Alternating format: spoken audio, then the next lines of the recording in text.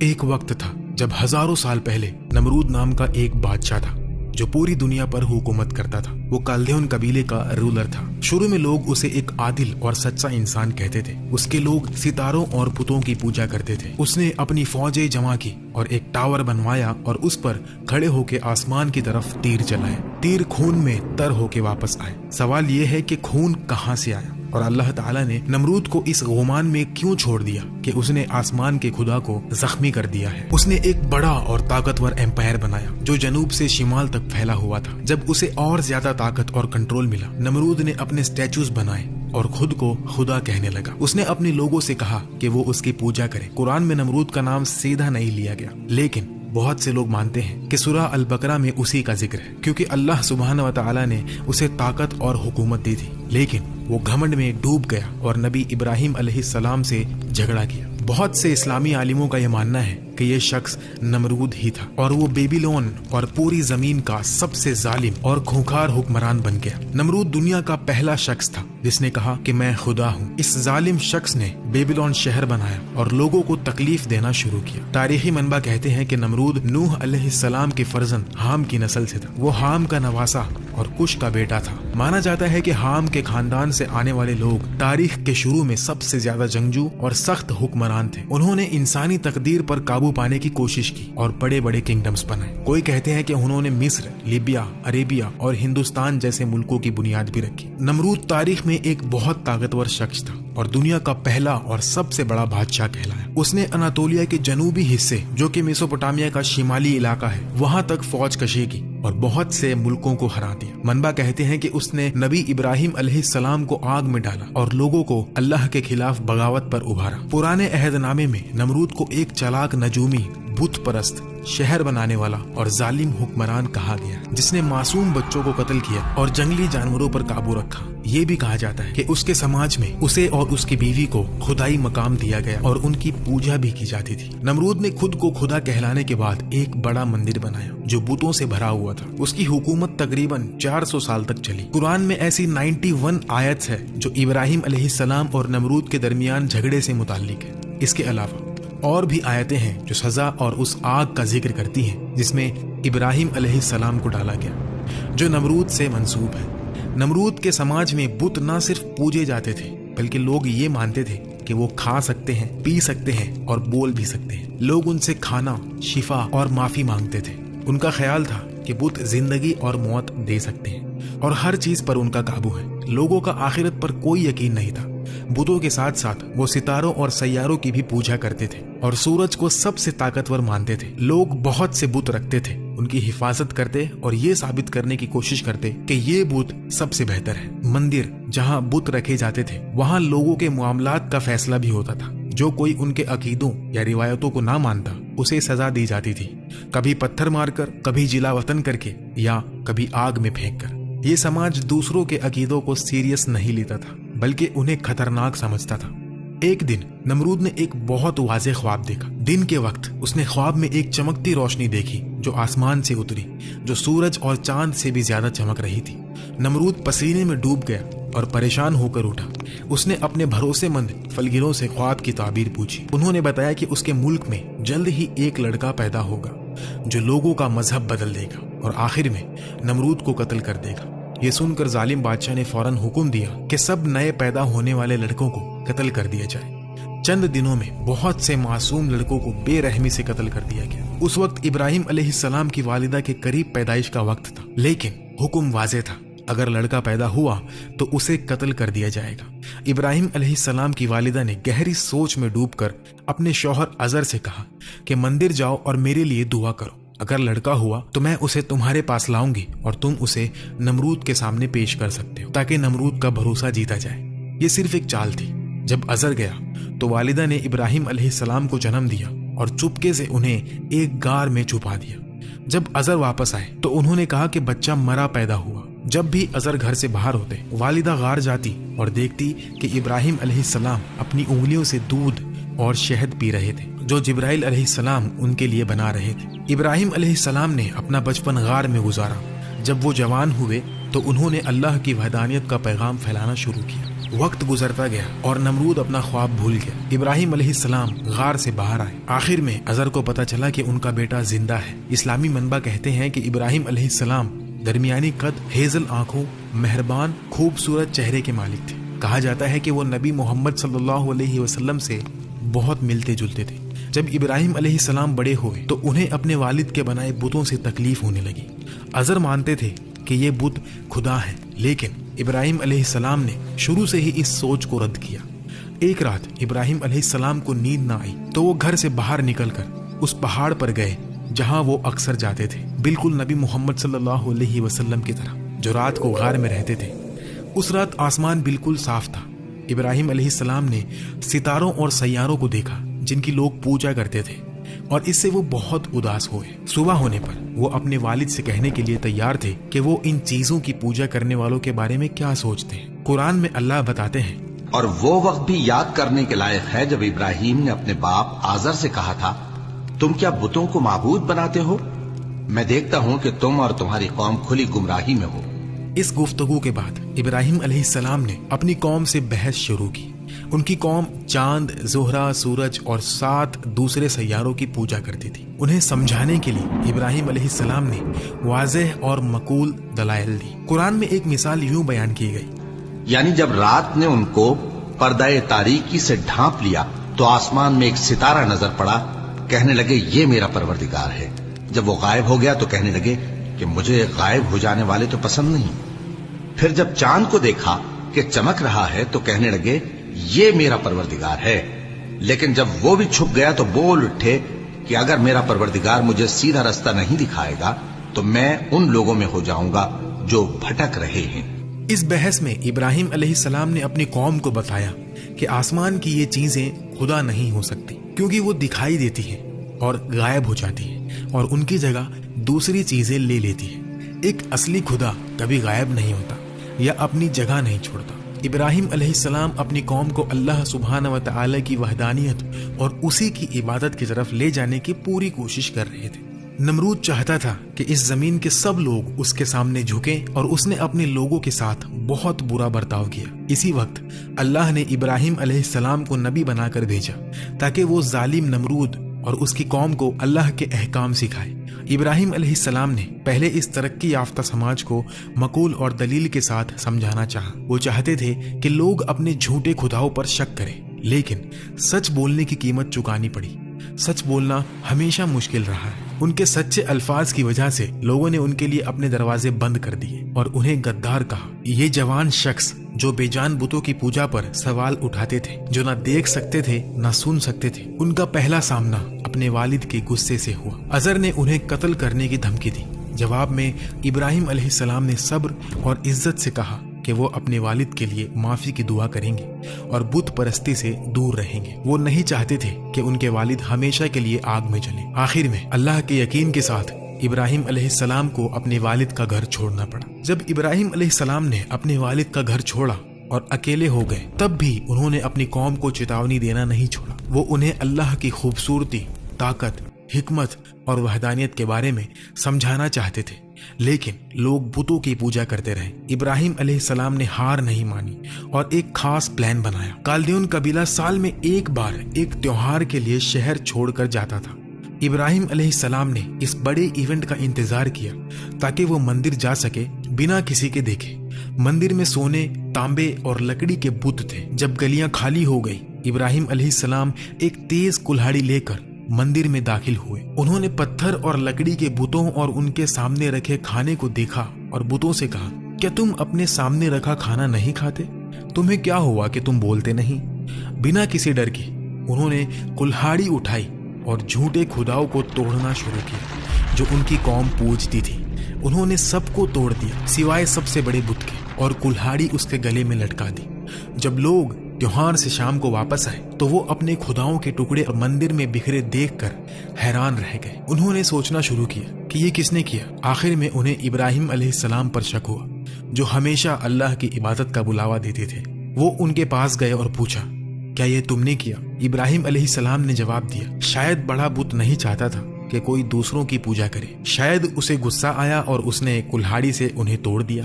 تم خود اس سے پوچھ سکتے ہو، शायद वो तुम्हें बताए कि क्या हुआ। बुत परस्तों ने कहा, मगर बुत तो बोल नहीं सकते।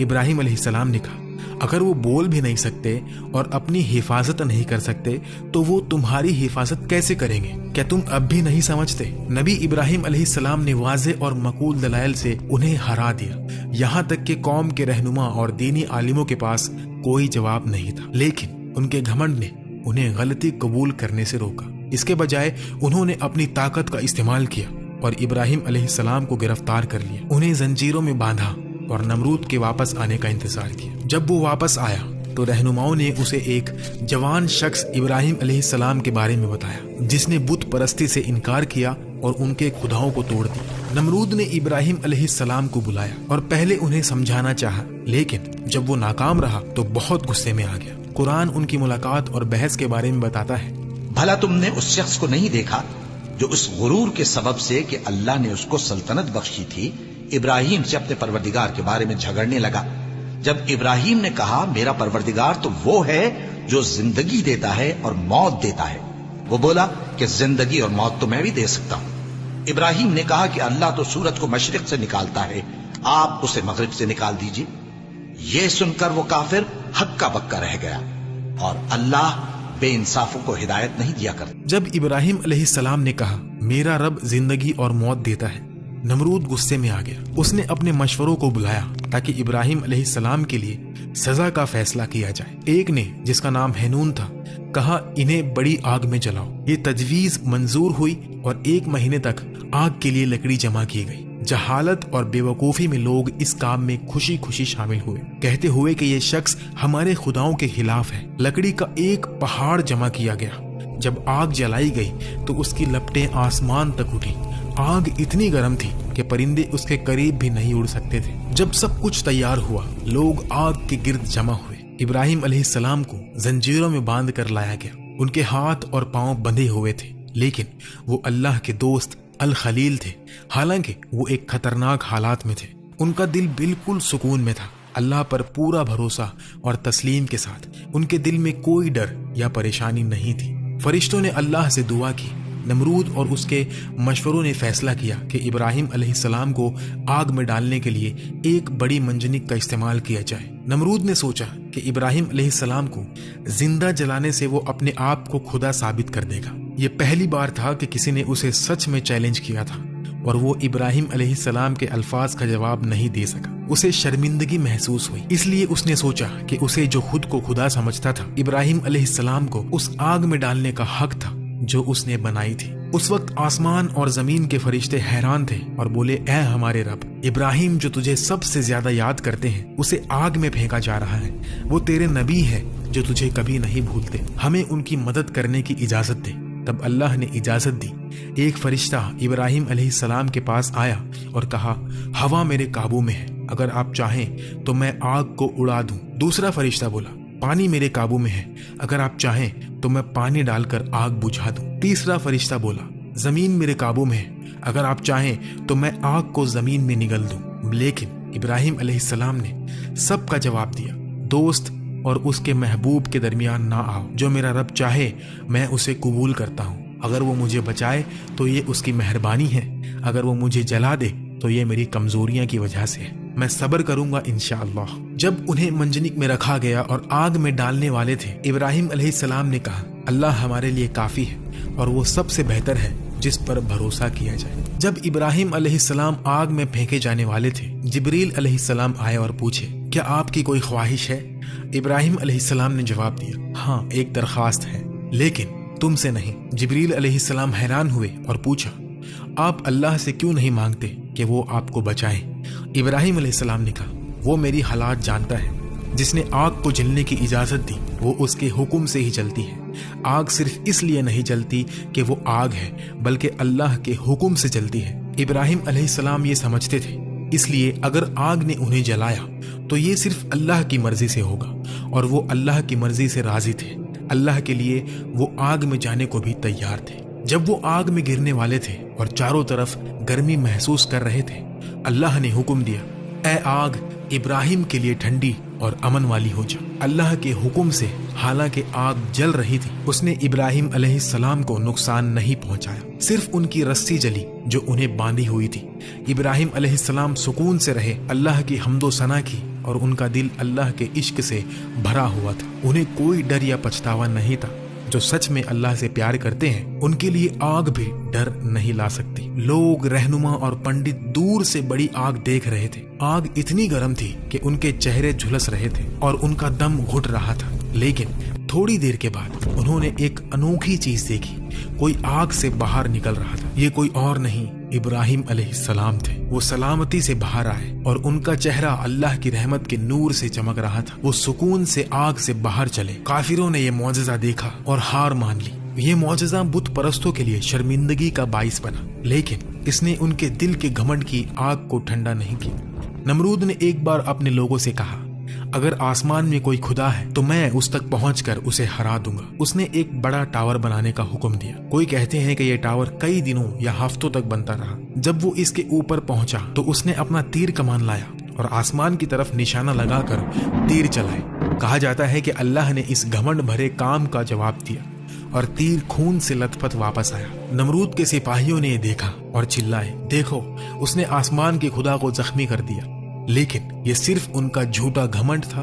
اللہ نے انہیں ایک نشانی دکھائی تاکہ نمرود کو چھوٹا کیا جائے، لیکن نمرود پھر بھی نہیں سمجھا۔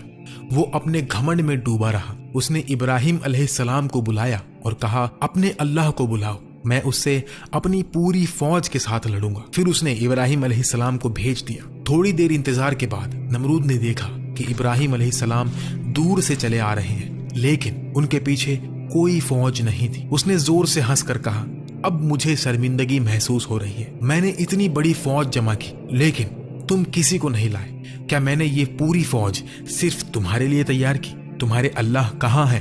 اس کی فوج کہاں ہے؟ ابراہیم علیہ السلام نے سکون سے جواب دیا، انتظار کرو، وہ جلد ہی آ جائے گی۔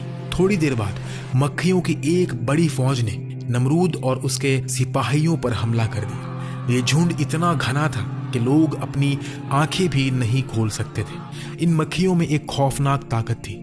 وہ انسانی گوشت کھا جاتی تھی جب تک کہ صرف ہڈیاں بچی رہتی تھی۔ اپنے سپاہیوں کو درد اور پریشانی میں دیکھ کر نمرود ڈر گیا اور بنا پیچھے دیکھے اپنی محل کی طرف بھاگا۔ اس نے دروازہ بند کر لیا اور سوچا کہ وہ محفوظ ہے، لیکن ایک چھوٹی لنگڑی مکھی دروازے کے سوراخ سے اندر داخل ہو گئی اور یہ چھوٹی سی مکھی اس کا انجام بن گئی۔ مکھی اس کے ناک سے ہوتی ہوئی اس کے دماغ تک پہنچی۔ وہاں اس نے حرکت اور بھنبھناہٹ شروع کی، جس سے نمرود کے سر میں شدید درد ہونے لگا۔ نمرود درد برداشت نہ کر سکا اور اپنا سر دیواروں سے ٹکرانے لگا تاکہ مکھی مر جائے۔ جب یہ کام نہ کیا تو اس نے لوگوں کو بلایا کہ اس کے سر پر ہتھوڑوں سے مارے۔ اس نے زیادہ پیسوں کا وعدہ کیا، جو بھی سخت مارے گا۔ کئی دنوں تک سپاہی اسی سر پر ہتھوڑے مارتے رہے جو 400 سال تک تاج پہنتا تھا۔ ہر بار نمرود کہتا کہ وہ اب بھی مکھی کی آواز سن رہا ہے اور وہ کہتا رہا کہ دوبارہ مارو۔ اللہ نے اس کا درد دن بدن بڑھایا، جب تک کہ ایک سپاہی نے اتنی زور سے اس کے سر پر ہتھوڑا مارا کہ وہ پھٹ گیا اور نمرود مر گیا۔ قرآن میں اللہ فرماتا ہے، ان لوگوں نے برا تو ان کا چاہا تھا مگر ہم نے انہی کو نقصان میں ڈال دیا۔ نمرود جو اپنی دنیاوی طاقت اور گھمنڈ میں مگن تھا، اور اس کی بدنصیب قوم سب مکھیوں کے ہاتھوں تباہ ہو گئی۔ ان کا خون چوس لیا گیا اور ان کے جسم ختم ہو گئے۔ یہ سب انسانیت کے لیے ایک واضح سبق ہے۔ نمرود کے ٹاور بنانے، آسمان میں تیر مارنے اور مکھیوں کے ہاتھوں مرنے کی باتیں قرآن یا صحیح حدیث سے ثابت نہیں۔ یہ کہانیاں یہودی، مسیحی اور قدیم میسوپوٹومیم روایتوں سے لی گئی ہے، جنہیں کچھ اسلامی مفسرین جیسے ابن کثیر اور قرطبی نے اپنی تفسیر میں شامل کیا۔ انہیں سمبولک سبق کے طور پر دیکھا جاتا ہے جو گھمنڈ اور اللہ کے خلاف بغاوت کے انجام کو دکھاتی ہے۔ قرآن میں نمرود کا نام صاف نہیں لیا گیا، لیکن سورہ البقرہ میں ایک شخص کا ذکر ہے جو ابراہیم علیہ السلام سے اللہ کے بارے میں جھگڑا کرتا ہے اور خود کو زندگی اور موت دینے والا کہتا ہے۔ مفسرین اس شخص کو نمرود سے جوڑتے ہیں۔ اس کے علاوہ سورہ الانبیاء میں ابراہیم علیہ السلام کو آگ میں ڈالنے کا واقعہ ہے، جہاں اللہ نے آگ کو ان کے لیے ٹھنڈی اور امن والی کر دی۔ یہ قرآن سے ثابت ہے۔ صحیح حدیث میں بھی ابراہیم علیہ السلام کے آگ کا واقعے کا ذکر ملتا ہے، جیسے صحیح بخاری اور صحیح مسلم میں یہ روایتیں دینی سبق سکھاتی ہیں کہ گھمنڈ کا انجام ذلت ہے اور اللہ کی قدرت سب پر غالب ہے۔